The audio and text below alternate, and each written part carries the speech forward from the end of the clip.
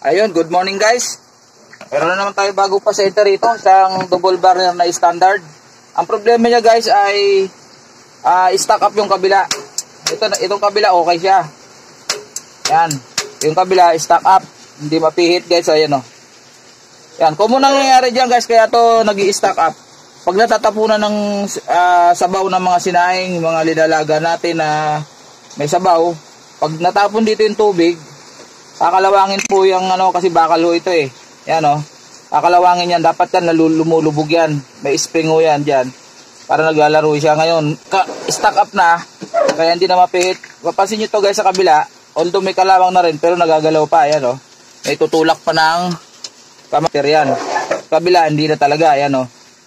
So gagawin natin yan guys. At pakikita ko sa inyo kung paano ang paglinis para lumambot uli. Para magkaroon ulit siya ng ignition. Okay guys. So ang una natin gagawin, tatanggalin natin muna yung burner. Ito kasi nakalak lang to dito. Ayan o. Ayun, tanggal na. Ayan, puro kalawang pa. Ayan o. Ayan. Ayan, daming ipis. Ayan, diba daming ipis ko rito. Binabahayan kasi guys ng isa pang nagpapatigas ng ganitong pitan, yung mga ipis na mamahay dun sa ignition. Pero karamihan nababasa kasi to. Pinapasok ng tubig bakal to. Pag siyempre kakalawangin, kaya tumitigas. So babagtarin natin ng ganyan, tapos tatanggalin natin itong dalawang tornilyo. Yan. Paso.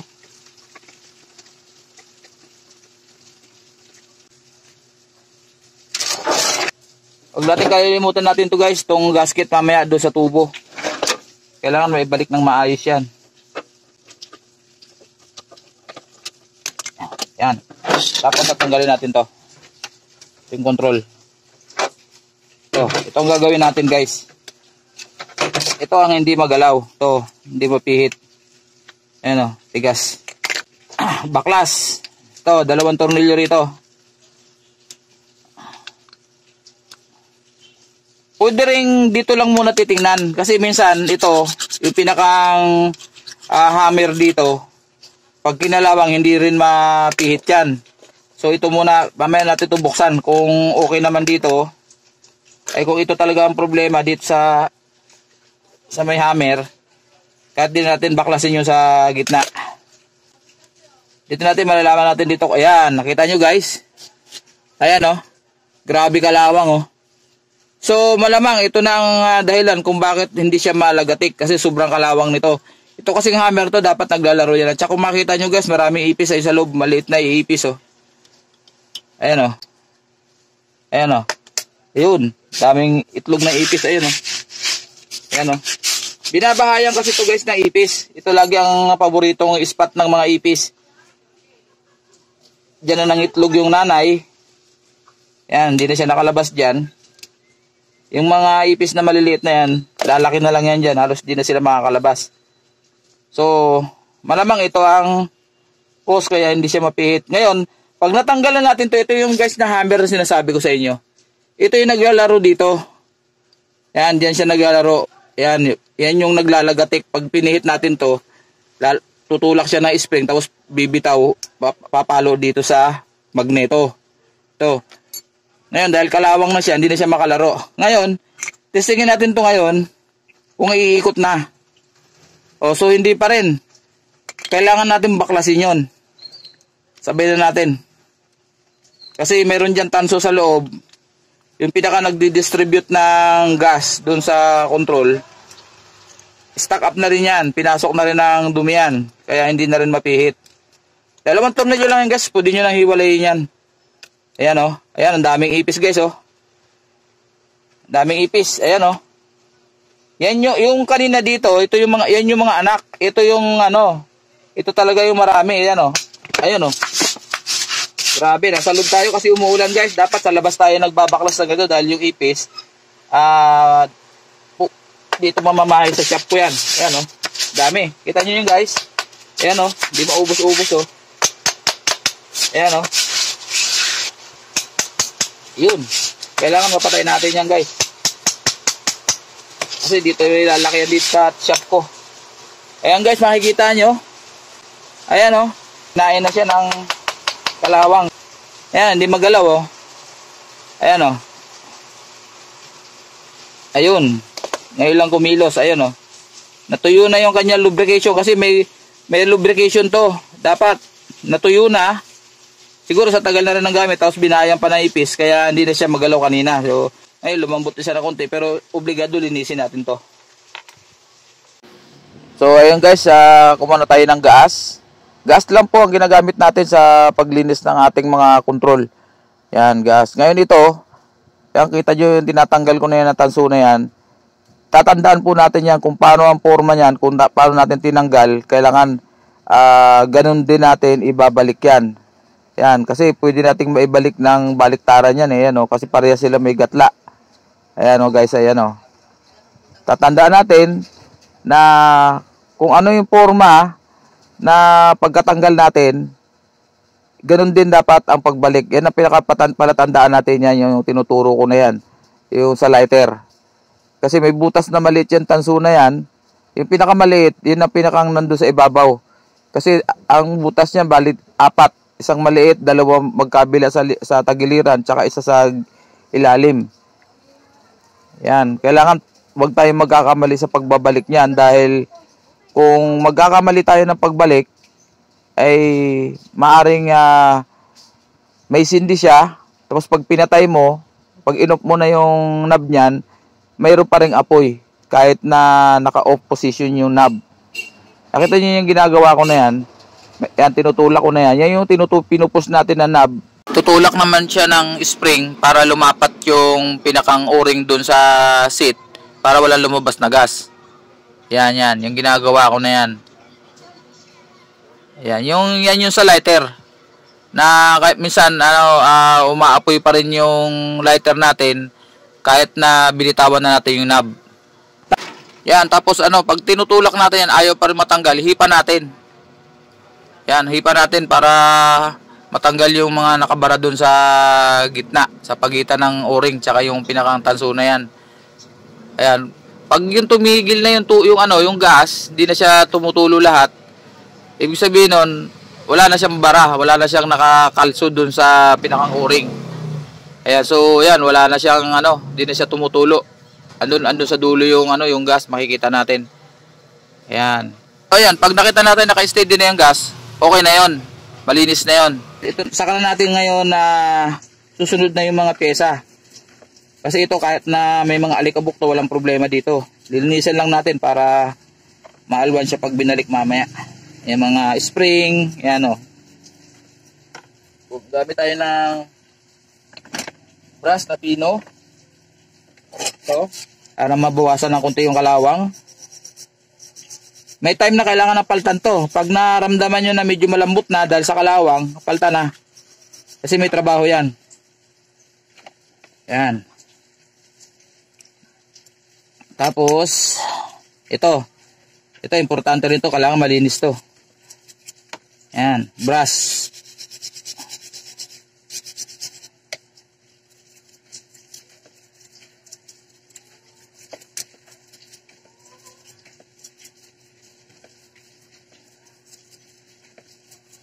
Ang sira nito guys, stock up lang. Stock up lang. Isa-isa lang ang tutorial natin. Stock up lang muna.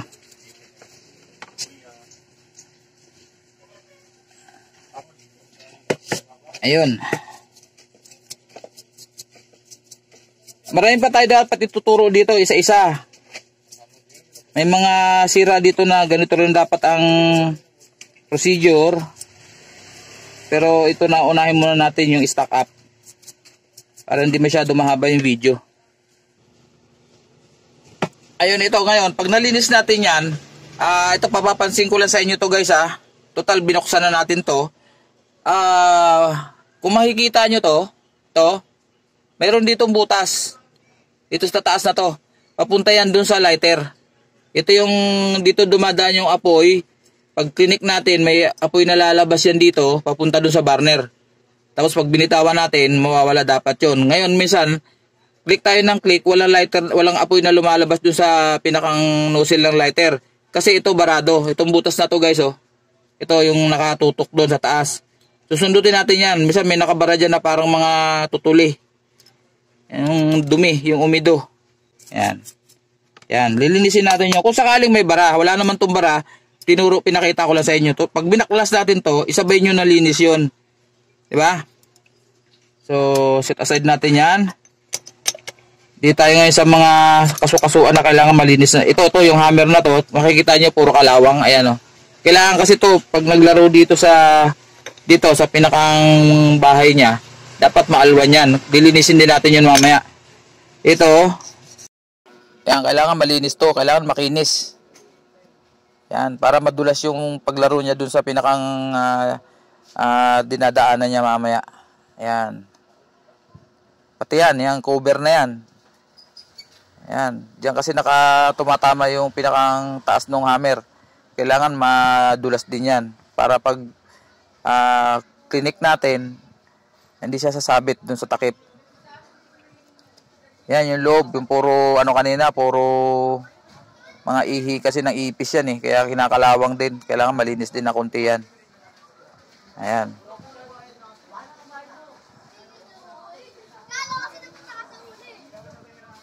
Ayan, gumamit ako ng WD-40 kasi kalawang yung gitna ay di pa rin siya mapihit.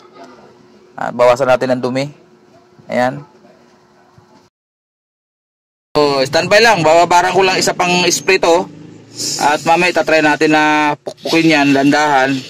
Kasi dandahan lang to guys, malutong to. Manipis lang tong pinakang base niyan. Pag pinukpok natin ng basta-basta yan, pag nabasag to, wala tayo, sira na to. Itong kabiyak, wala na. Magpahanap tayo ng kapalit. Ayun guys, isang spray na lang. At medyo gumalaw na ng konti kanina. So, pag ganyan, gamit tayo ng ito, long nose gamit ko. Ayun, oh, tamo, gumalaw-galaw na. Ayan. Ayun. Nakita nyo guys, ayun, oh. Gumagalaw na kanina. Ayaw niya talaga bumitaw. Ayan, oh. Dapat madulas yan. Ayun. Yan, ayan oh. Diba guys, oh, bumabalik na oh. Yan. So, hugasan na rin natin. Hugasan natin ng gas. Mamaya lang, lalagyan natin ng langis. Para matanggal yung kalawang dyan sa gitna. Ayan oh. Tak natin. Kita nyo naman guys, malambot na oh. Hindi gaya kanina. Kaya hindi natin siya mapihit. Dahil kumapit na siya dito. Kinalawang. Hugas.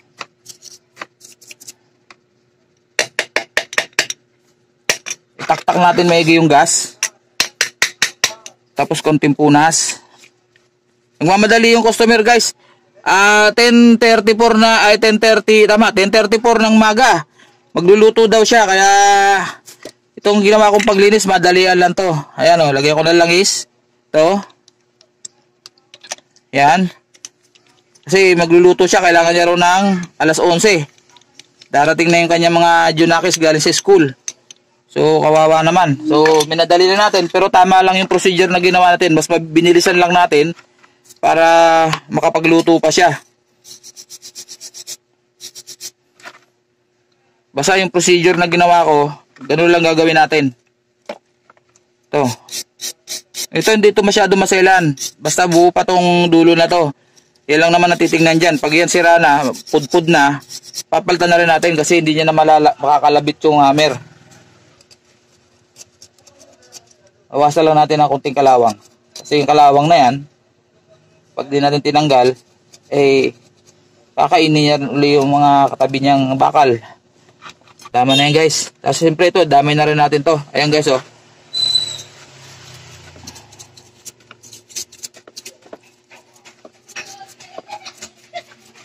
Linis ng kuko ko guys oh. Yan. Gas lang ang panlinis guys ha. Huwag na kayong mag-isip na kung ano-ano pa ha.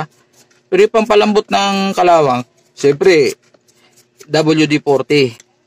Ito, sinabi na ng customer, siya na raw maglilinis. Pero tatakpak pa rin natin yan. So, assemble na natin guys. Sabihin muna natin yung ibang gamit. Ito, dito muna tayo sa pag-assemble ng yung pinakang ignition. Ang una natin kailangan ay grasa. Ito, grasa. Itong grasa ko guys, pang LPG to ha. Pero pwede namang ordinary.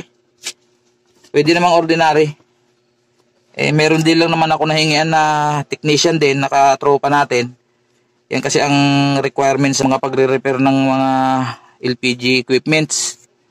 Mga ano, pump. Yan ang ginagamit nilang grasa. Mga bearing, yan.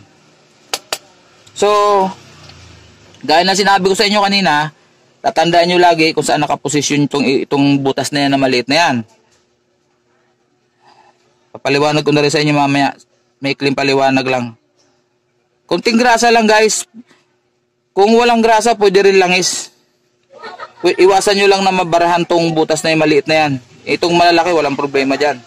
Tapos, di ba kanina, ganyan sabi ko pagtanggal niyan, itong maliit na butas na to, dapat dito nakasentro yan. So, sa taas siya.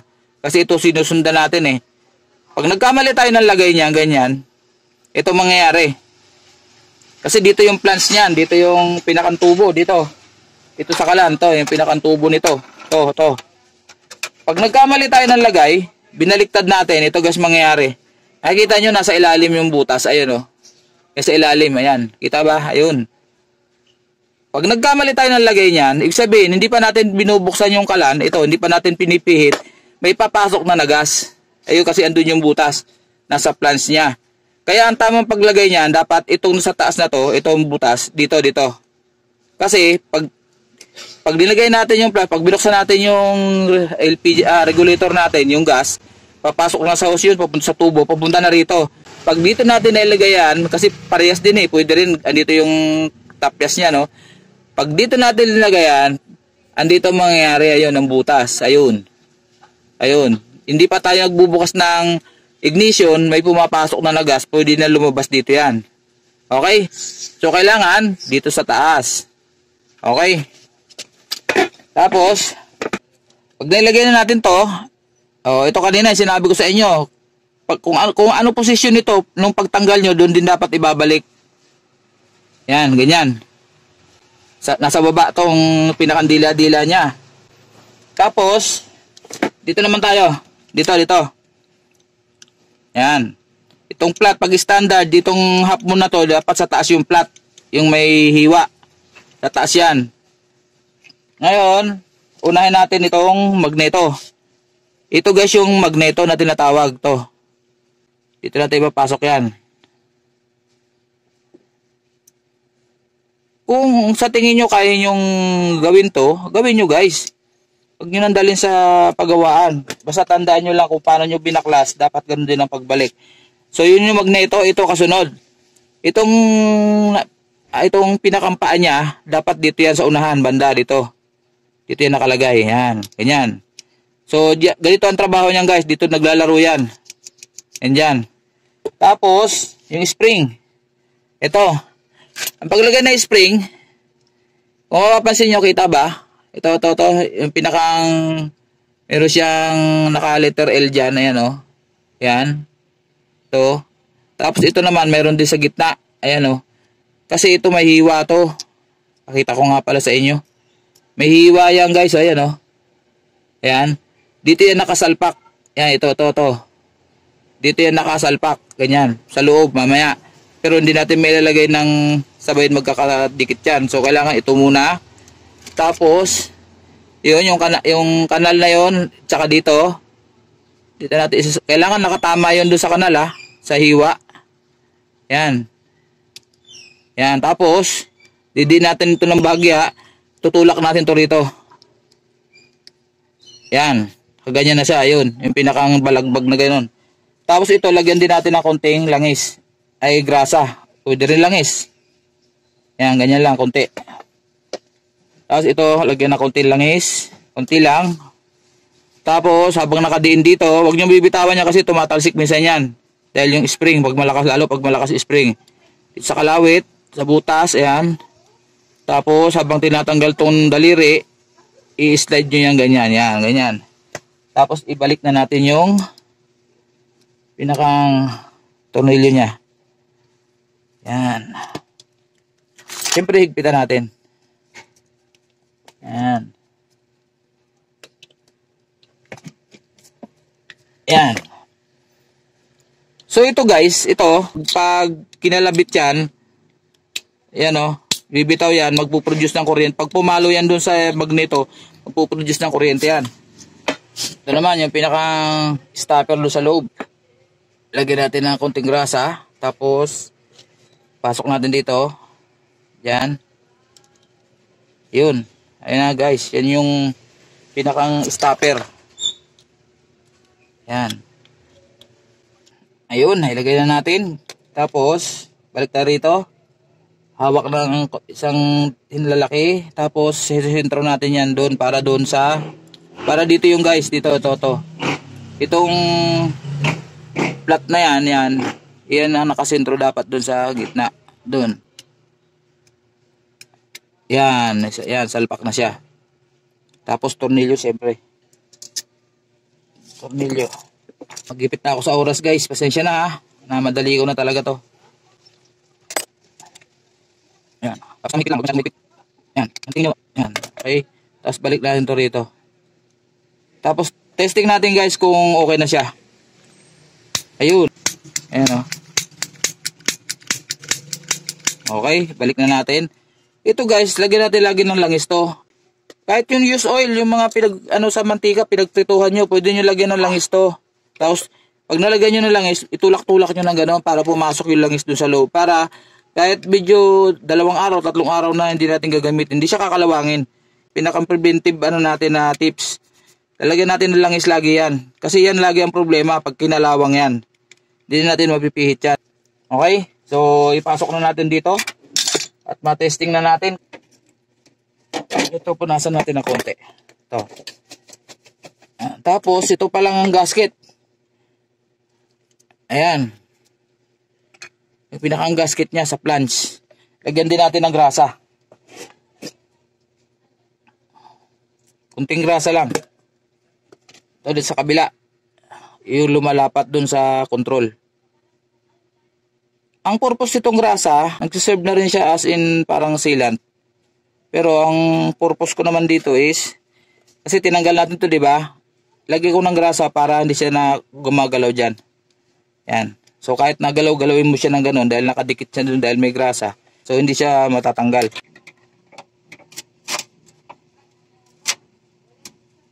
Yan. Ngayon, bago natin to luwagan natin. Guys, nasa loob ako ng tindahan ko. Muulan kasi sa labas. Ngayon, bago ako magte-testing nito, sinisigurado ko na walang leak yung mga gas ko dito sa loob. Meron kasi ako 4 na small dito, 11 kilos. Nakasara lahat ang balbo ng maayos niyan. Pati yung mga shine gas ko, nakasiguradong walang singaw dahil nagyan ko ang bula kanina lahat yung balbula. So, bago natin na testingin, mag-leak test muna tayo guys. Yung sinasabi ko lagi, importante yung pag-leak test. So, lapit natin. Ito. Dito tayo gumalaw. Leak test natin kung sigurado nakalapat yung gasket na walang singaw. So guys, ito testingin natin. Nakabukas na yung ating regulator, may gas na yan dyan. So testingin natin ngayon kung may leak yung binaklas natin na gasket kanina. Importante ito na magli-leak test tayo. Yan. Yung buong plans. To. Singitan natin ng mga bula yan dyan. So dito sa kabila wala. Siguro din natin na malagyan natin yung buong palibot ng plants. Ayan. Once na may lumubo, may singaw. Ayan, tagos na rito. So wala. So safe tayo guys.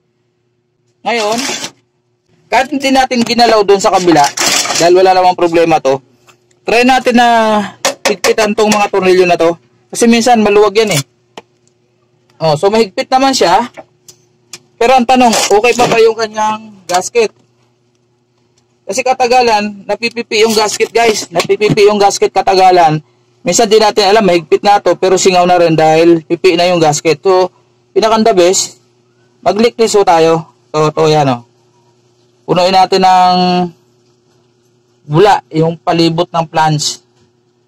Kasi andyan yung gasket. So, wala naman. So, maigi. Pero para safe, mag-leak test tayo. Tapos pag medyo kalawang na itong mga to, Palibutan din natin ng bula yan. Hanggang dun. Sa bahay, diretso na natin to. Sa bahay, pinakang number 1 nakakaligtaan ng mga sa bahay, sa household.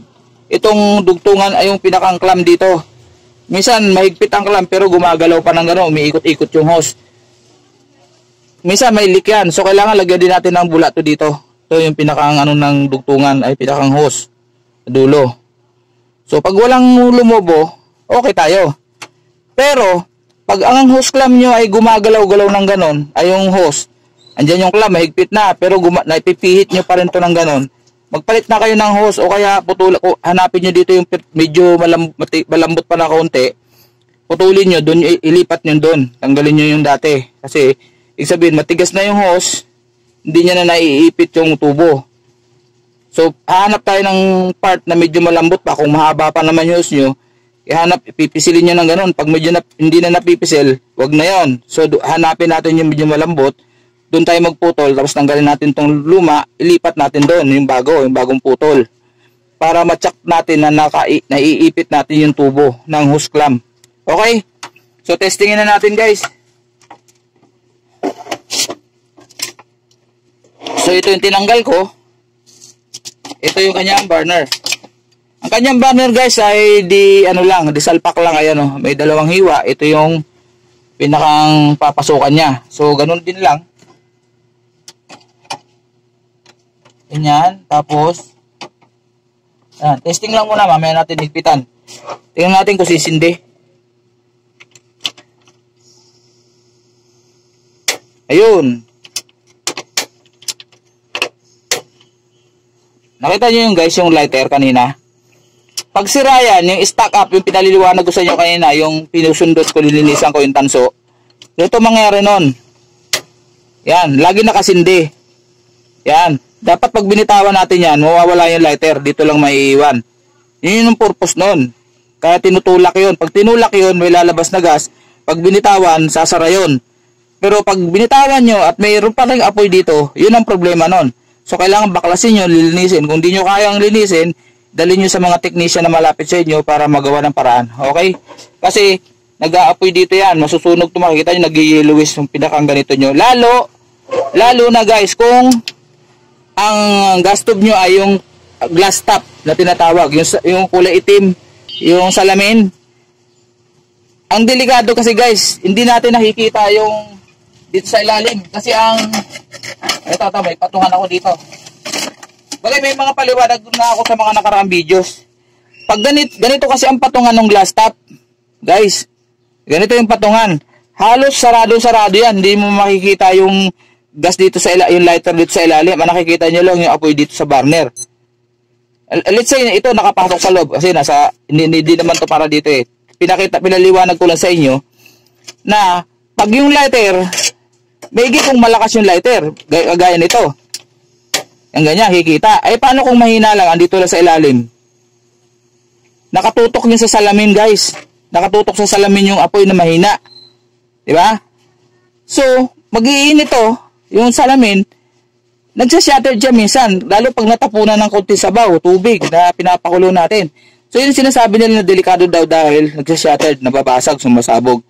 Yun, may cause po yun. Yun po yung lighter na yun. Karamihan. Yun ang sakit. Hindi yan sa basta-basta mababasag na. Kaya yung iba natatakot kasi, ayoko ng ganyan, sumasabog yan. Nababasag yan. Oo, nababasag talaga yun. Salamin yun eh. Di ba? Yun lang ang disadvantage noon. Pero, may dahilan yun. Dito, karamihan sa lighter. Yung apoy dito sa ilalim ng lighter, lalo pag mahina lang. Andito lang sa ilalim, hindi natin nakikita. Lalo, ang glass top, ganito kalalaki ang plato. Nakatakip. Ang makikita mo lang yung burner, may apoy. Pero yung dito sa ilalim, yung lighter, hindi natin makikita yan. Kahit malakas pa eh, kasi sarado siya, hindi nyo makikita.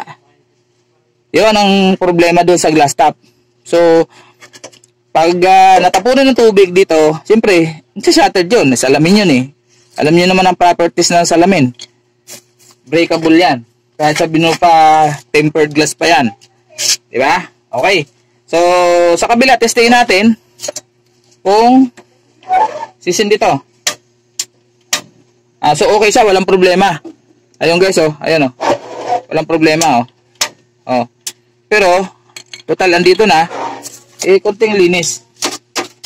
Lagyan na natin ng langis para preventive na rin. Yun, syempre, lagyan natin ng langis.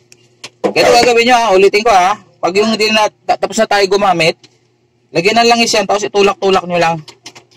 Yan, papasok na yung langis doon sa loob. So, preventive para hindi siya masyadong magkalawang sa loob. Lalo pag yung, nangyayari yung guys, lalo yung pag isang linggo natin hindi ginamit yung kabila. Karami, hindi naman lagi sabay So, ito lang ang ginagamit natin. So, ito napapabayaan. Tapos, during na napabayaan siya, hindi na, natapunan pala siya ng tubig ng sabaw bago hindi gamitin. Kaya, mag-accumulate yung kalawang. So, ang gagawin natin para sure, kahit na hindi naman lagi, kahit siguro once a week, yung pinagprituhan, pwede natin patakan yan. Tanggalin natin tong knob, patakan natin doon. Napakadali lang yun guys. Kaysa yung abutin tayo ng stock up.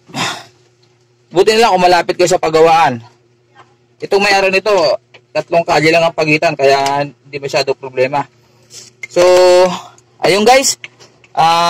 Sana may napulot kayong konting technique, konting kaalaman sa pag-aayos ng mga kalan natin, mga gas stove, lalo yung mga nag-stack up ng pitan. Ayan.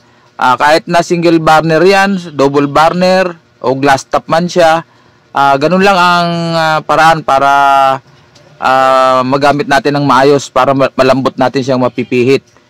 Ayun guys, maraming salamat. At sa mga hindi pa nakasubscribe sa akin channel, please like, share, and subscribe. At pakipindot na rin ang notification bell sa taas para updated kayo sa mga susunod ko pang mga video. God bless po sa atin lahat. Happy Sunday, October 1. Maraming salamat.